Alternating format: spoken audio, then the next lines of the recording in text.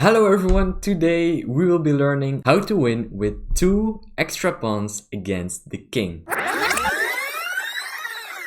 This is the Endgame series, a series in which I explain all the endgames in increasing difficulty. Also, according to YouTube statistics, only a small percentage of people who watch my videos are actually subscribed. So if you end up liking this video, consider subscribing. It's free and you can always unsubscribe. Enjoy the video.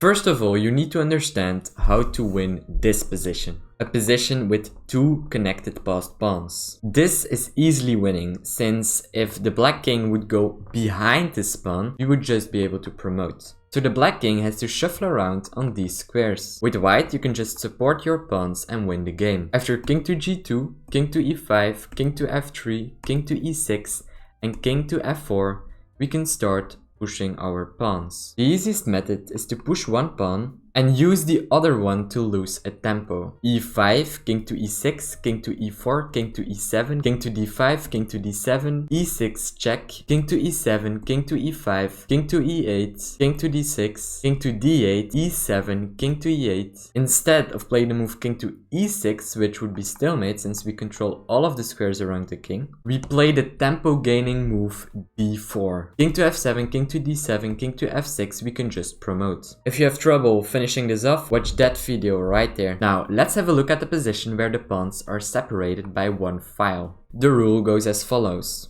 The black king wants to take one of these pawns. Whatever way the black king goes, we push the other pawn. In this position it's white to move and we want to support our pawns with our king. So we play the move king to b2. King to h5, we play the move f5. We control both of these squares with the pawn, and the black king can't go to this square or take this pawn, since after either of these moves we can just promote. It seems that black has only one move left. King to h6, we come closer with the king, and after king to g5 we play the move h5. This position is very similar to the starting position. Let's say in this position black plays the move king to f6. We play the move h6 and control all of the key squares. The black king has only one square left and we come closer with the king. After king to g8 we create a position similar to the starting one with f6. And after king to f7 and h7, the king can't stop the pawn from promoting since we control all of the key squares. Let's have a look at a position where the pawns are separated by 2 files. At first sight,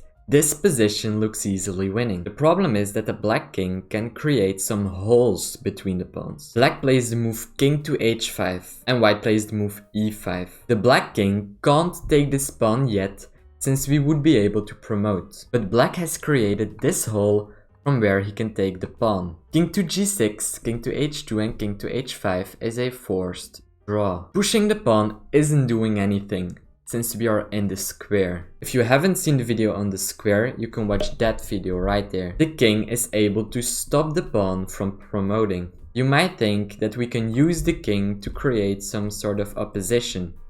But this is not the case, since this is a rook pawn and we can just keep shuffling around on these squares. If you don't know how to draw this, watch that video right there.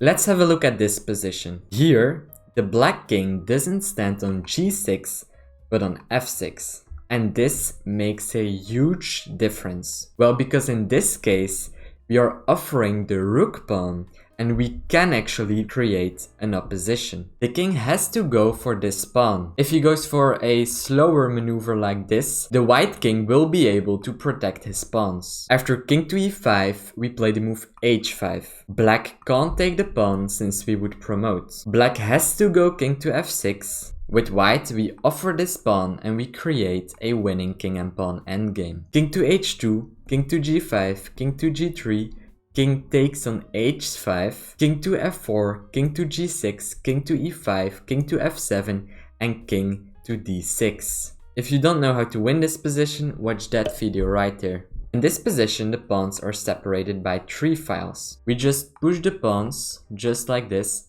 and this is easily winning. Using this method, the king will never be able to take a pawn. I hope you enjoyed this video and I hope to see you in the next one. Bye.